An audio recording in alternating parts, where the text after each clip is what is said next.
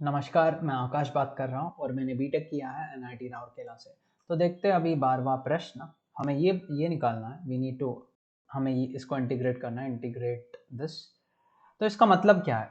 यहाँ पे वेरिएबल है x, तो हम x के हिसाब से ही तो इंटीग्रेट करेंगे, तो हमें ये करना है।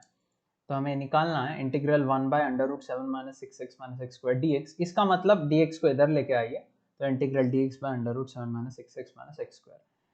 यही इसी का वैल्यू हमें निकालना है। चलिए आगे बढ़ते हैं। उससे पहले ध्यान दीजिए दोस्तों, ध्यान दीजिए। जब भी आपके पास ऐसे डिनोमिनेटर में क्वाड्रेटिक है, रूट के अंदर या रूट के बिना रूट के कोई भी तरीके में, ठीक है, सबसे पहले हमें इसे perfect square plus perfect square या perfect square minus perfect square के जैसे लिखना पड़ेगा। तो वो हम कैसे करेंगे, ध्यान से देखिए। तो ये है मेरे डिनोमिनेटर के अंदर जो क्वाड्रेटिक एक्सप्रेशन है, ठीक है। तो सबसे पहले इसे स्टैंडर्ड फॉर्म में लिखिए। स्टैंडर्ड फॉर्म का मतलब क्या है? सबसे पहले सेकेंड डिग्री टर्म आएगा, उसके बाद फर्स्ट डिग्री टर्म, उसके बाद कांस्टेंट।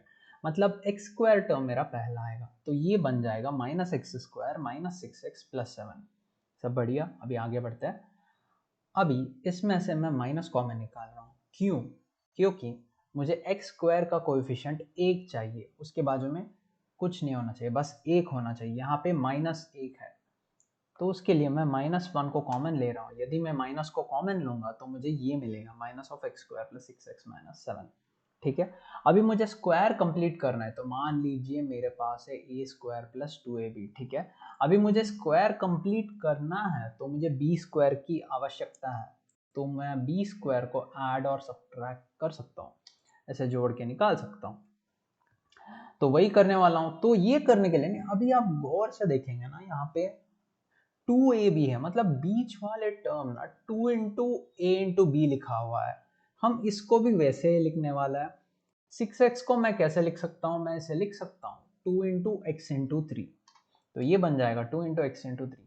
और दोस्तों मैंने ऑलरेडी बताया है, हमें इसका स्क्वायर ऐड और सब्ट्रैक्ट करना है। क्यों? क्योंकि स्क्वायर कंप्लीट हो सके। ठीक है। अभी ध्यान दीजिए, ये पहले तीन टर्म जो है, ये पहले तीन टर्म जो है, तो ये क्या बन जाएंगे? ये बन जाएंगे x + 3 होल स्क्वायर -9 - 7। -9 - 7 बन जाता है -16। ये लगभग आपकी उम्र हो सकती है, अभी आप 16 साल के हो सकते हैं, 16 या 17, लगभग आपकी उम्र आ गई। तो अभी क्या कीजिए, माइनस को मल्टीप्लाई कीजिए, -(x + 3 whole square) minus into minus +16 बन जाएगा। अभी 16 को आगे लिखिए, क्योंकि ज़िंदगी में पॉजिटिविटी देखना अच्छा लगता है शुरुआत में, तो पॉजिटिव 16 को थोड़ा आगे बढ़ाते हैं, नेगेटिव -(x + 3 होल स्क्वायर) को थोड़ा सा बाजू में कर देते हैं। ठीक है जी।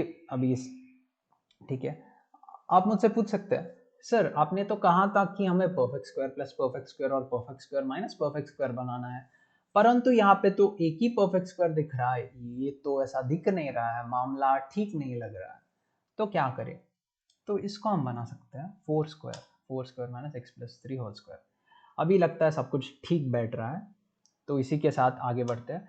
तो हमें इसको इंटीग्रेट करना है, और ये हमें पता है, ये जो रूट के अंदर है उसे हम ऐसे लिख सकते हैं 4² - (x + 3 होल स्क्वायर)। अभी तो उतना मतलब रामायण महाभारत चला था पिछले स्लाइड में, तो इसीलिए ये आके पहुंचा। ठीक है, चलिए इतना तक तो पहुंच गए। अभी और क्या करना? अभी हम एक छोटा सा सब्सटीट्यूशन करने वाले हैं। सब्सटीट्यूशन के बिना भी कर सकते हैं, लेकिन आपके टेक्स्ट बुक में ऐसे दिया हुआ है, तो उसी को मानते हुए x + 3 को t ले लीजिए। x + 3 को आप t लेंगे ना, तो dx क्या होगा? dt बन जाएगा। तो अभी अगले स्टेप में आपको dx की जगह dt दिखेगा और x + 3 की जगह आपको t दिखेगा। तो ये बन गया। ये देखा देखा लग रहा है ना? कभी आपके टीचर ने आपको साल के शुरुआत में या साल के बीच में या साल के अंत में कभी ना कभी तो पढ़ाया होगा कि एक इंटीग्रल होता है जो कुछ ऐसे दिखता है, इंटीग्रल dx/√a² - x²। टीचर ने जरूर पढ़ाया होगा, यदि आपको याद है कि नहीं। तो ये कुछ इस और की तरह है, और a की जगह 4 है और x की जगह यहाँ पे t है। तो इसका फॉर्मूला है sin 1 x/a प्लस कांस्टेंट। तो देखिए अभी यहाँ इस फॉर्मूले को यदि हम यहाँ पे इस्तेमाल करना चाहेंगे तो हमें आएगा साइन इनवर्स t/4, क्योंकि x की जगह t है और a की जगह 4 है, तो sine inverse t/4 plus constant, और t क्या है, t है x+3। इसी के साथ हमारा आंसर हमको मिल जाता है और यहीं पे मैं विराम लेना चाहूँगा। धन्यवाद।